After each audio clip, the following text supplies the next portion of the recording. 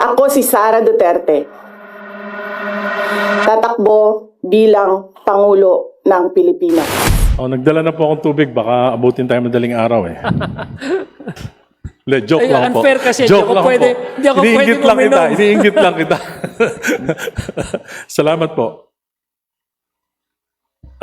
Ginoong sponsor, malinaw na nakasaad sa Article 2, Section 26 ng 1987 Constitution ng mga sumusunod. The state shall guarantee equal access to opportunities for public service and prohibit political dynasties as may be defined by law. Ang tanong ko po ay napakasimple. Tama po ba na ang utos ng konstitusyon sa Kongreso ay magpasa ng batas na magbabawal sa political dynasties? Tama po yun, Mr. Speaker. Hindi po ba sinabi ng konstitusyon na i-regulate lamang ito? Hindi rin po sinasabi na bigyan ng limitadong pahintulot, kundi malinaw na sinasabi ipagbawal ang political dynasties. Tama po ba ito?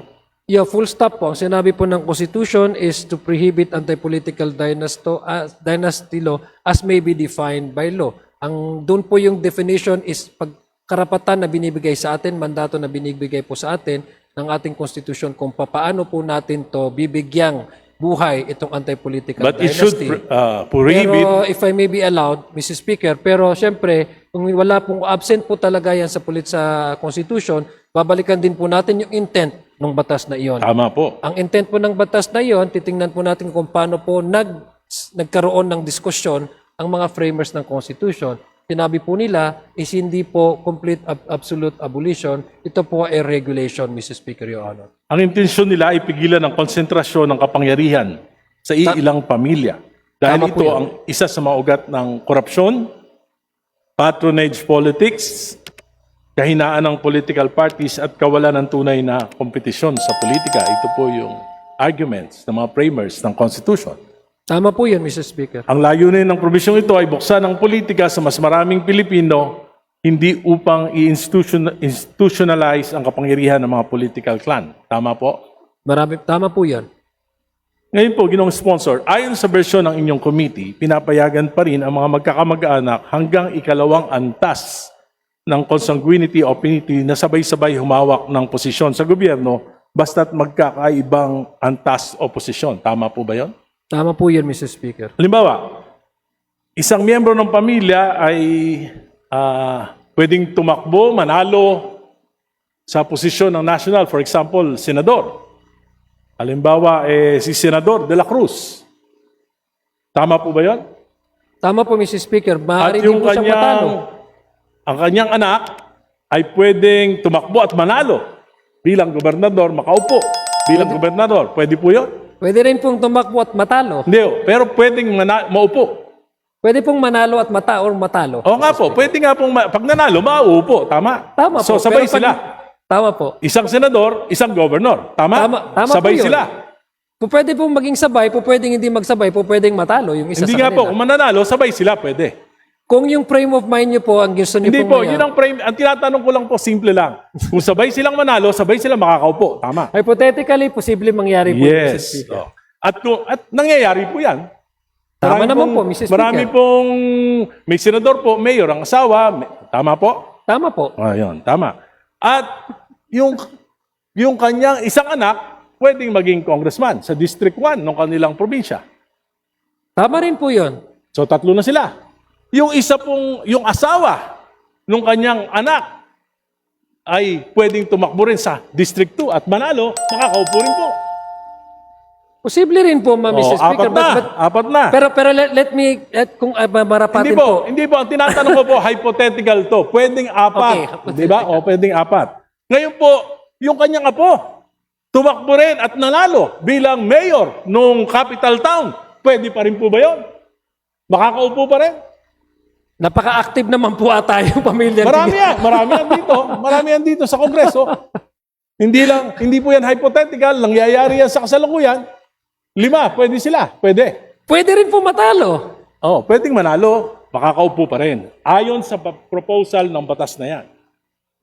Pwede po naging vice mayor nung kanyang apo, yung kanyang pinsan.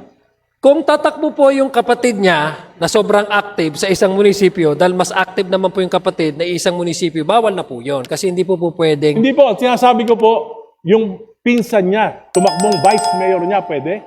Pwede naman po Oh, yun. dahil second degree lang. At yung pinsan niya sa isang kapatid ng kanyang tatay, tumakbong konsyal, pwede pa rin pong manalo. At Macau po, tama po. Tama po.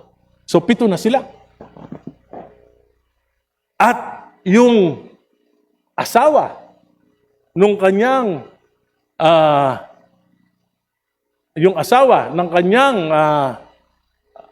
ang kapatid ng kanyang asawa ay tumakbo naman bilang barangay captain. Pwede pa rin. Tama po? Tama po. Pero pwede po ako mag-explain kasi puros lang kung tama o mali. Hindi, yun ang Hindi, inako. Walo kung na. mamarapatin mo. Walo na. Kung I'm asking this mamarapatin po. question. This is Let me just a allow me to- premise. This is just a premise at meron po tayong Okay, but let itatanong me pagkatapos. explain, Mr. Speaker. If my good Hindi po. friend, isa sa pinaka nirerespeto ko. Just a short, Ramadan po namin, pagbigyan mo na po ako mag-explain.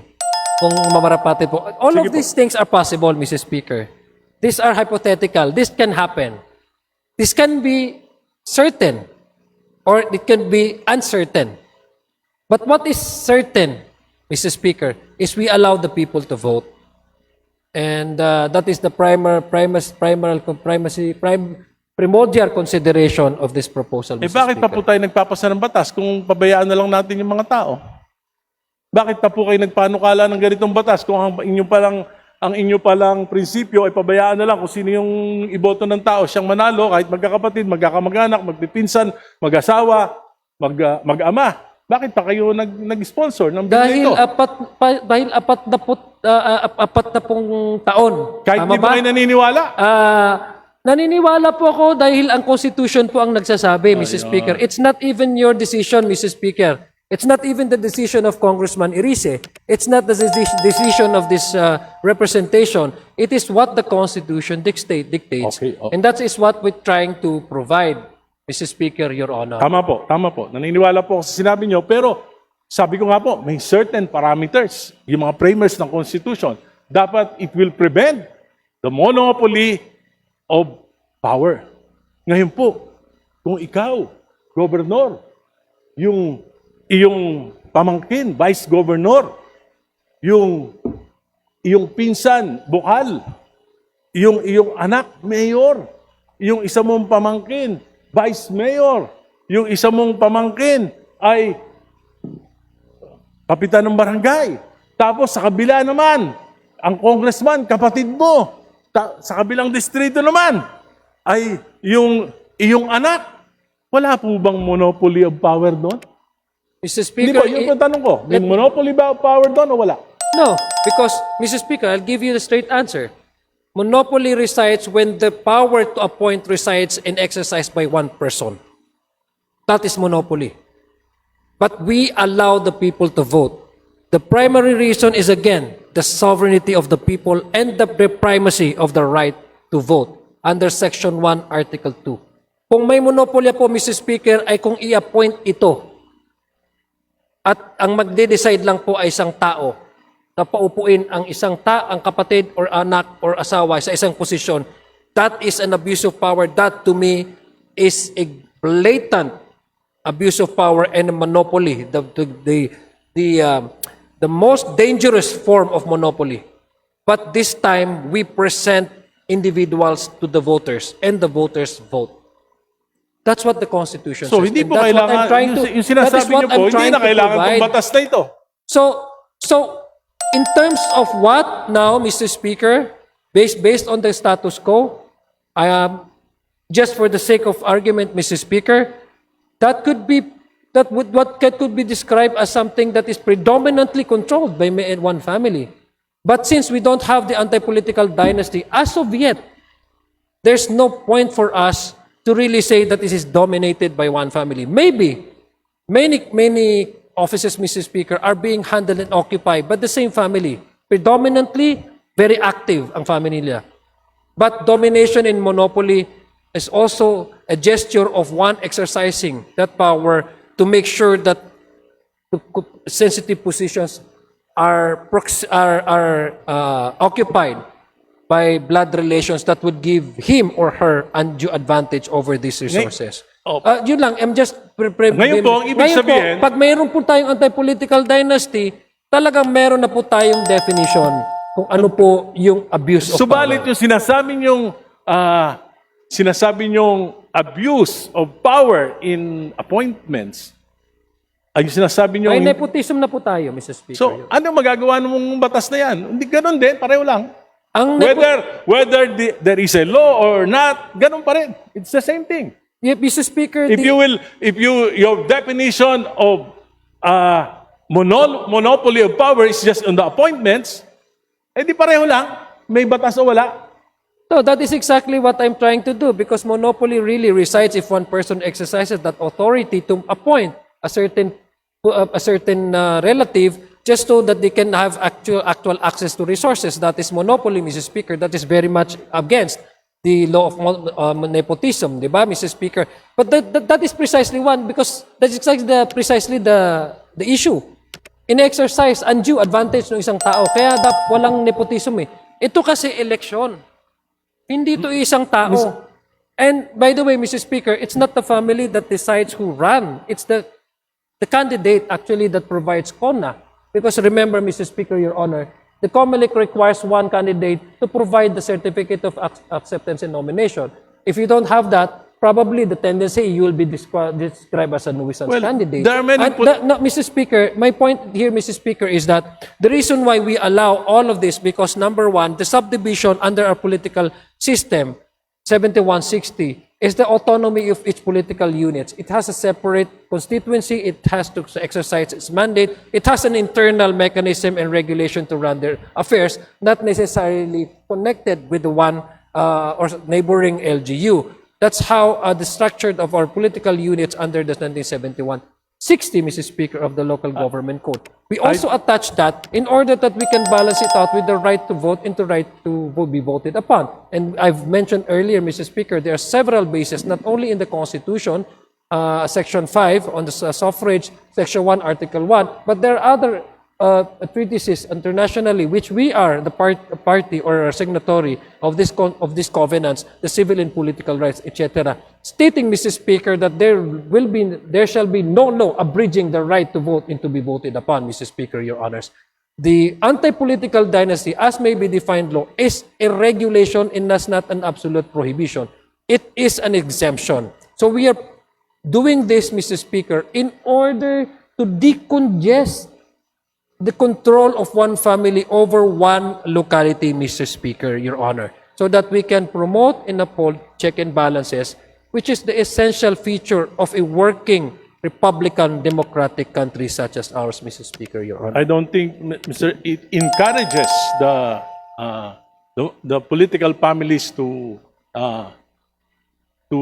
engage more of their family members to run for public office. Anyway, Mr. Speaker, ang isa po sa mga pundasyon ng demokrasya ay check and balance. Naniniwala po ba kayo niya? Tama po yan, Mr. Speaker. Kung ang presidente po, ang kanyang pinsang buo ay speaker, at ang kanyang anak ay majority leader, magkakaroon po ba ng check and balance? Unang-una po, yes po, dahil unang-una, ang magkakaiba-iba naman po ng jurisdiction, itong ihikatura, legislatura at ihikutibo. Pasensya na, hindi po ako Tagalog, Maranao po ako, kaya ihikutibo at legislatura, Mr. Speaker. Sa tingin niyo po ba yan ay hindi magdudulot ng pag-abuso?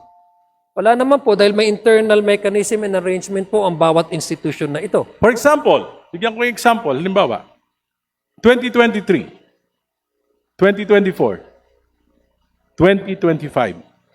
Ang total allocation po ng 1st District of Leyte kay Speaker Martin Romualdez, nung siya ay Speaker, ay 48,243,911,000. Yan po ang total allocation sa loob ng 3 taon. Yung pong pinakamahirap na probinsya, swerte na maka 3 bilyon, 4 na bilyon sa isang taon. Bakit nangyari ito? Bakit hindi equitable yung distribution pagdating kay Speaker Romualdez? Dahil siya ba ay pinsan ng presidente? Di po. Ako hindi ko nakikita ng ganyan dahil unang-una Ano po? may proposal po ng National Expenditure Program. Ang National Expenditure Program ay naalat po nila ang kanilang budget sa bawat probinsya based on the recommendation ng Regional Development Corporation. Nandyan po yung wealth ng kanilang area. Nandyan po yung return taxes na kinakukuha. Nandyan po yung lahat po ng mga possible revenues na nakukuha at nabubuo para ibigay po sa share ng isang area na yan. So, hindi ko po alam kung bakit ito magkakaroon ng issue ng check and balances dahil unang-una, magkaiba po ang this institution, nag-approve naman po ang Kongreso at wala naman pong kinalaman dito ang ating Pangulo pagdating po sa pag-appreciate ng bawat distrito kung kailan o ano ang kanilang magiging Hindi proyekto. po bang Sa palagay ko po, that is far-fetched conclusion, Mr. Speaker. I Hindi po understand ba that ang they are, Mr. Speaker, allow me first to address this question. I understand that there are members here who are more biased about this and they want to make this as something political. But I don't think this is something that we can actually attribute the President to the issue of the 2024, 25, 25 elections. Although this is a separate discussion altogether. But I'm just giving way to our good gentleman because he premised it on the anti-political dynasty. Again, the straight answer is it has no bearing whatsoever. The President being the cousin of the former Speaker of the House of Representatives, how the House of Representatives receives the National Expenditure Program, how the House of Representatives deliberated individual budget of each agencies, how the House of Representatives went on to participate in the bicameral conference, and how the House of Representatives ratified the result of the bicameral conference committee, Mrs. hindi po ba ang nagre-rekomenda sa Kongreso ng National Expenditures Program ay ang Pangulo? It is called the President's budget, Mr. Speaker. So but it I is don't the think President's budget, and it's a fact that 48,243,000 was allocated for the first district of Leyte because he is the cousin of the President, and 30 billion was given to the first district of Ilocos Norte, the son of the President, and it will not happen if they are not a political dynasty. Mr. Speaker, if I was not observing my Ramadan, Mr. Speaker, I could have also shout as loud as Congressman Irice. If I may, but Mr. because If I I'm may, Mr. passing a Sponsor. Ramadan, I'm prohibited, Mr. Speaker. Mr. Sponsor, Allow me first, Mr. allow me Speaker. first, may I remind the gentleman to stop, to bring down the decibels a bit. Shouting will not do us an advantage here. Let's debate in a proper way. Just a friendly reminder. Thank you. Proceed. Thank you, Mr. Speaker. Again, let me respond to my good friend and one I respect, Mr. Speaker, very, very calmly. The President acted as the President of Republic of the Philippines, not as a cousin of the former Speaker. The former Speaker acted as the Speaker of the House of Representatives, voted by majority of the members of the House of Representatives. They have separate mandate, they have separate authority. To say the opposite is not only accusing these two gentlemen, but it is, Mr. Speaker, a very sheer example or conclusory, like one that is having a bias. So I doubt, Mr. Speaker, that the gentleman from Caloocan, one of our respected legislator, would have to derive into that conclusion, discussing about political dynasty and framing it in a way that highlights the blood relation between the sitting president and the former Speaker of the House of Representatives. Mr. Speaker, Your Honor. Thank you, Mr. Speaker. Noong panahon po ni Pangulong Duterte, sa Quadcom, sinabi po na 51 billion yung flood control program ni Congressman Paulo Duterte. Bakit po nangyari yun? Diba dahil political dynasty rin sila? At ang Pangulo rin ay ang kanyang ama? Yan po, sinabi ng Quadcom. Mr. Speaker, Tama po ba? Mr. Speaker, What is true to Duterte is not true to the Marcoses. They're both political dynasties. Mr. Speaker, there are issues, Mr. Speaker, that do not necessarily share by one family, especially if this is about political issues, etc. That's why you have many families running against each other. Because it does not necessarily mean that one family share the same political ideology or advocacy or opinion. But let me frame it to a more actual occurrences in the past, Mr. Speaker. And what the gentleman is referring to, the 2025 budget, Mr. Speaker. It went through, the whole country was watching, Mr. Speaker, during the deliberation. It went through the committee hearings. It passed through the House of Senate. Senate is also parallel doing their own version. And mind you, Mr. Speaker, the 2025 version of the House of the budget was not the 100% reflective of the House version, the one that we adopted in 2025. Mind you, Mr. Speaker, what we adopted in the House of Representatives has the education sector has the highest number of budget amount, the GAAB House version. When it went to the BICAM, it was changed, Mr. Speaker. So where was the participation of the President vis-a-vis the House at the time, former Speaker Martin Romualdez? There was none. If you ask me, There was. there was none, Mr. Speaker. There Number was. two, The House ratified allow me to, Mr. the BICAM report. The Mr. House Speaker, again, ratified. I would pretend that the good gentleman from Caloocan is observing the proper decorum because I am under fasting, Mr. Speaker. I would humbly request him, for the sake of our shared Abrahamic faith, to please avoid shouting. Sorry. Because I can hear you. I can hear you quite clearly, Mr. Speaker. Mr. Sponsor, may Thank I just you. respond to you? Yeah, I will. Yes. Allow me first. I am not angry. Allow me This is first just to my continue. natural voice. And I'm very passionate about this because I've been fighting political dynasties for 40 years. So, pagbigyan nyo na ako, dahil hindi naman ho ako galit, itong akin ho ay passion for this particular proposal dahil 40 taon na po ako, 4 political dynasties yung nilabanan ko, buti pa nga buhay pa ako, at napahirapan talaga ako ng gusto at alam ko yung frame of mind ng karaniwang mga political dynasties. So, yung pong boses ko, hindi po ibig sabihin galit ako, ito po ay passion. Salamat po. Maraming salamat po. Thank you for that explanation. I agree, Mr. Speaker, that the good gentleman from Caloocan is very, very passionate. And the district of Caloocan is very, very fortunate to have the likes of Congressman Irisi as the representative, Your Honor. That's why I said, isa po siya sa nirerespeto ko po. I'm not saying this because he is standing across me.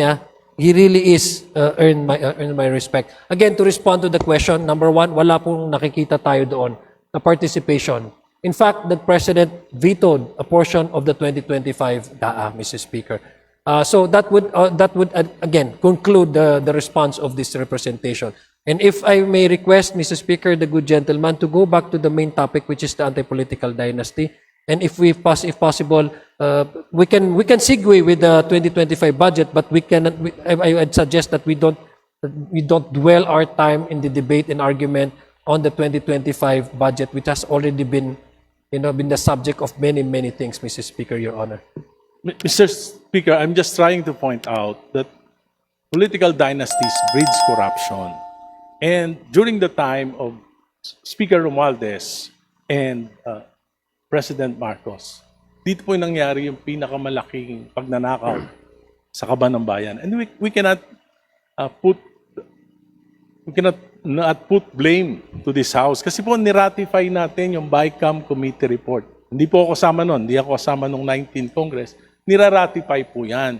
At yan po nangyari, 800 billion diversions and amendments noong 2023, 2024 po 700 billion, at 2025 300 billion plus. Hindi po yan nangyari kung wala pong, ang naniniwala ako kung wala pong monopoly of power.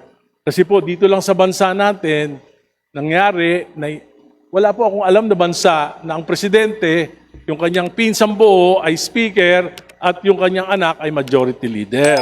Kaya po, sa tingin ko, isa ito sa dahilan kung bakit nagkakaroon po ng problema sa check and balance. Anyway, Mr. iba Speaker, na po may I ako respond? May I respond? Okay. Thank you, Mr. Speaker. Again, that is the opinion, Mr. Speaker, of the gentleman from Caloocan. It does not make it as a fact. All of us are entitled to have our own opinions, and that is his opinion. My opinions differ from that of the gentleman from Caloocan. And let me just quote, Mr. Speaker, because I was reminded by one of the participants in Carmona, Mr. Speaker. The one that is actually against anti-political dynasty. According to him, Mr. Speaker, and I quote, "Those who wish to steal will steal. It does not follow that people are related. If they want to steal, they will steal."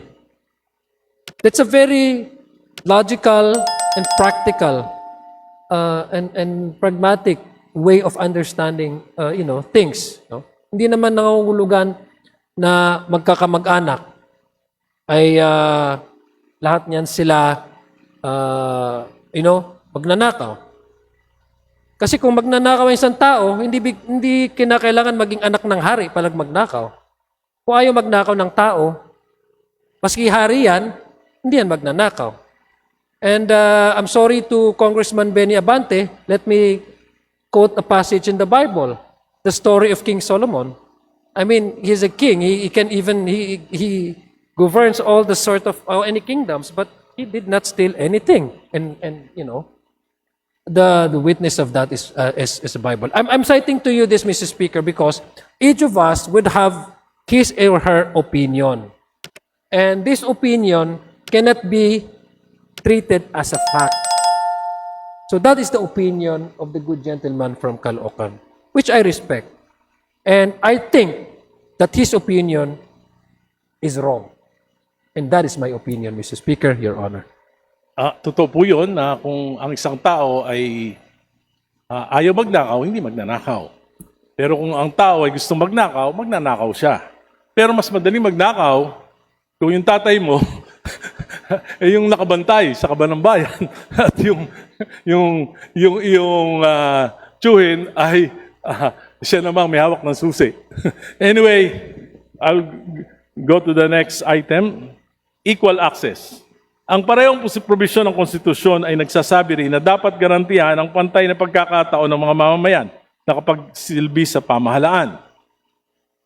Ngayon po, kung governor, vice governor, magpinsan, mayor, kapatid, tatay, congressman, kapatid, congressman, yung lolo, senador, saan pa po papasok yung mga leader kabataan, mga profesional, mga reform advocate, yung mga magagaling na mamamayan na gusto rin maglingkod pero parang wala nang mapasukang pwesto, baka yun na lang mga konsekonsyal at mahirap ang manalo dahil karamihan po dito ay dominado na ng, kung hindi na po political parties ngayon, sana kung political, liberal, nationalista, PDP, hindi na po. Ngayon po, meron na rin mga local political parties controlled by political dynasty. Saan po papasok itong mga to? Mr. Speaker, in the 1935 Constitution, Mr. Speaker, we only have two party systems, the Nationalista and the Liberal Party. In the 1987 Constitution, we made it into multi-party system precisely because should be coincide with the provision in the Constitution to allow everyone for equal access to opportunities, including public service through electoral processes. Mr. Speaker, there's no preclusion. There's no prohibition for anybody to run. No? Lahat naman po pwede. Yung magagaling from the other sectors, kung halimbawa sabihin natin na overcrowded ng politika, halimbawa ng family, yung mga posisyon, paano naman yung ibang political families o ibang kandidato, saan sila pupwesto? Pupwesto naman, pwede naman po sila kasi ang halalan kung nasa sa tamang taon ka, edad, wala ka namang kaso, hindi ka naman madideclare nuisance, at meron ka namang partido na nire-representa at nininominate ka ng partido mo, pwede ka naman tumakbo. Wala naman nagsasabing bawal eh. Kaya nga po, ang aking kasagutan sa aking kaibigan at mukhang tutulungan po niya ako dito, kailangan natin i-pair itong anti-political dynasty. Balikan po natin yung campaign finance. Kasi isa po yan sa mga issue na kailangan natin tingnan para ma-level yung playing field, yung gustong tumakbo, magkaroon ng better chance. Kasi naniniwala man po talaga ako kay Congressman Irice. Meron talagang mga qualified na candidate na because they don't have that resources, ay wala silang pagkakataon na manalo. So baka pwede natin balikan yung mga electoral reform measures tulad po ng campaign finance, strengthening political system, Mr. Speaker, Your Honor. Tama po yun sapagkat, Mr. Speaker, kapag ka nagpapalit-palitan yung isang pamilya sa dekada-dekadang mga eleksyon, talagang mahihirapan dahil sa name recall pa lang, talo ka na. Di ho ba? Pangalawa, yung financial resources, nagagamit yung pondo ng bayan, AKAP, AIX, TUPAD, di ba? Ganon. At mga proyekto. At ito po ay nagpapalakas ng kasi po yung mga political dynasties, ang aking pananaw, para manatili sila sa kapangyarihan, gagawin nila ang lahat eh. Kaya pumapasok na po dyan yung corruption, patronage, politics, at ang hindi na po yung kaunlaran ng bayan kung minsan yung naasikaso, kundi yung political dependency ng mga mamamayan para hindi sila matanggal sa pwesto, manatili sila sa pwesto. Kaya nga, pagkatagal-tagal na nila sa pwesto. At makikita nyo, yung pinakamahihirap na bayan sa ating bansa ay pinamumunuan, pinagaharian ng mga political families.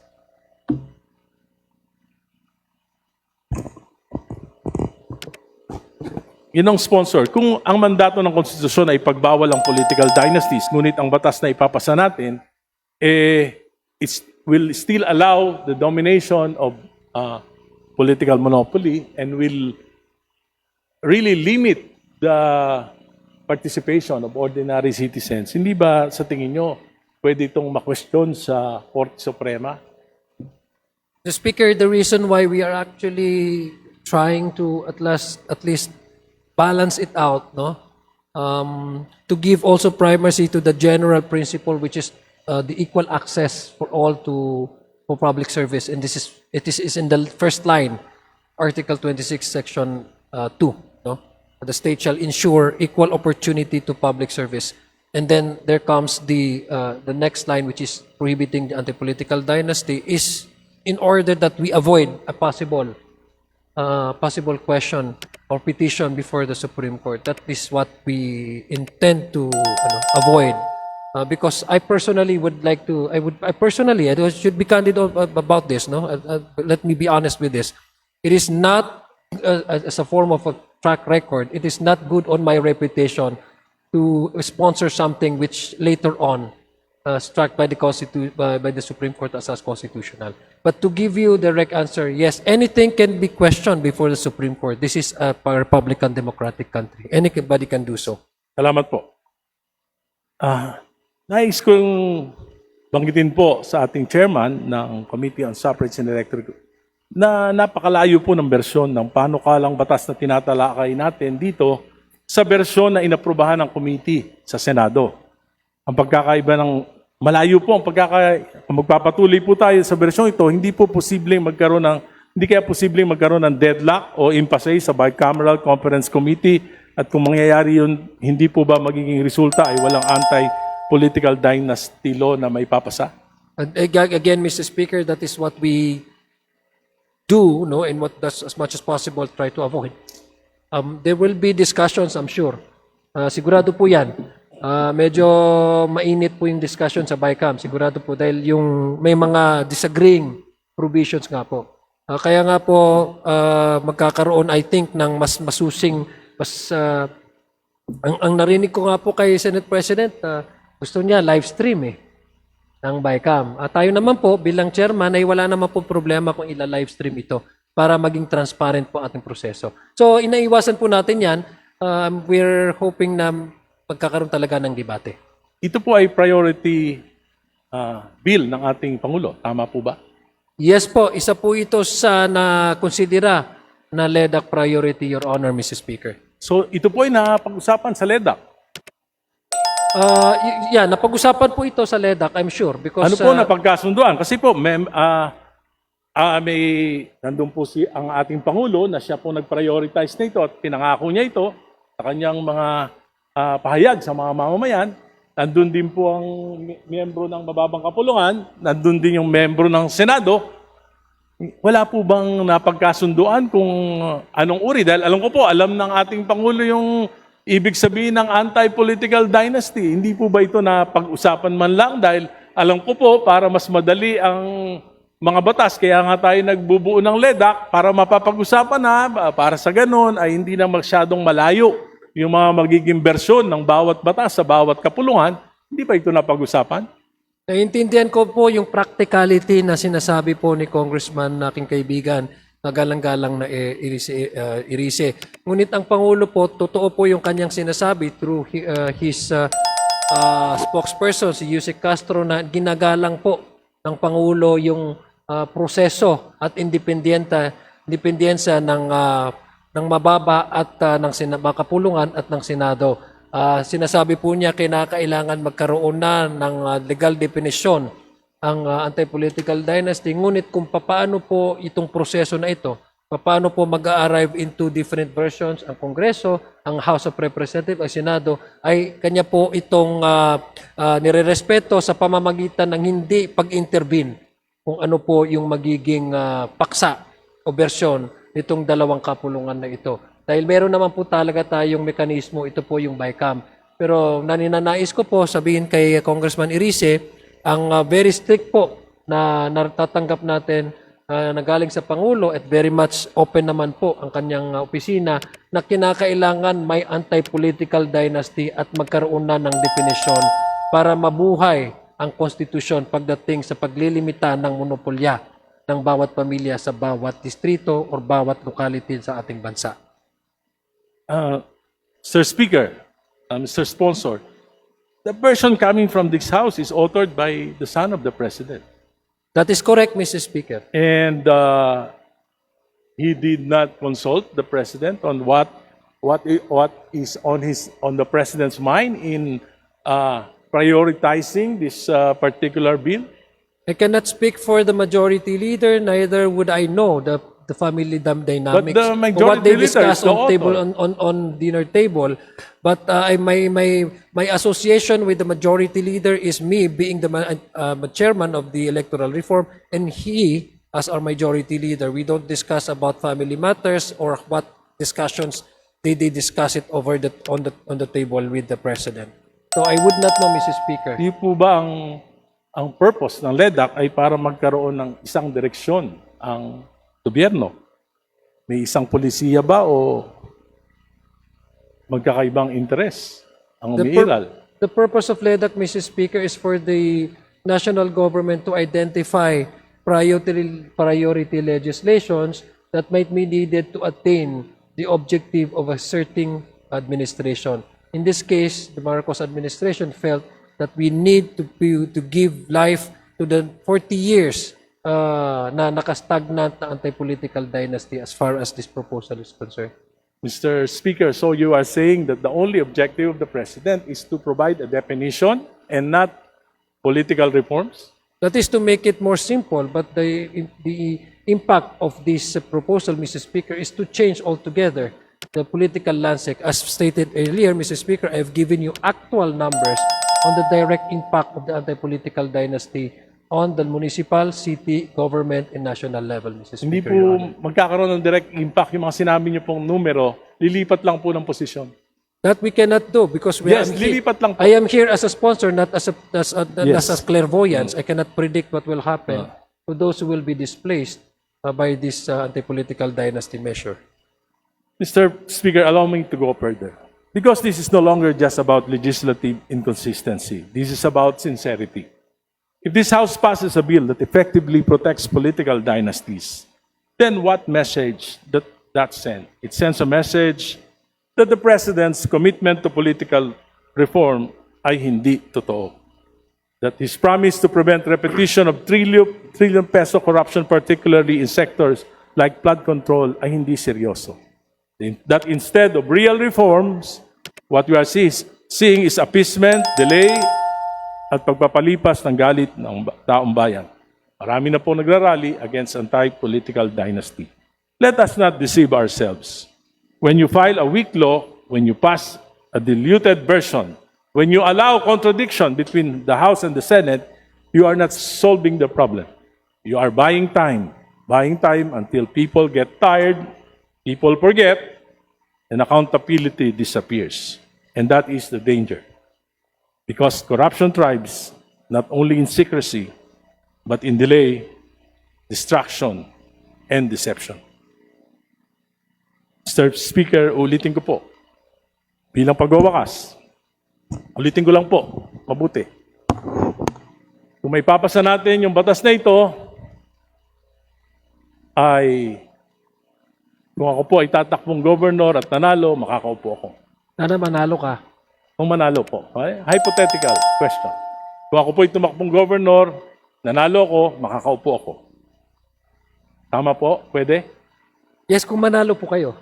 Kung yung anak ko ay tumakbo na congressman sa 1st District at nanalo po, makakaupo din po? Yes po, kung namanalo. Pwede po? Kung manalo po.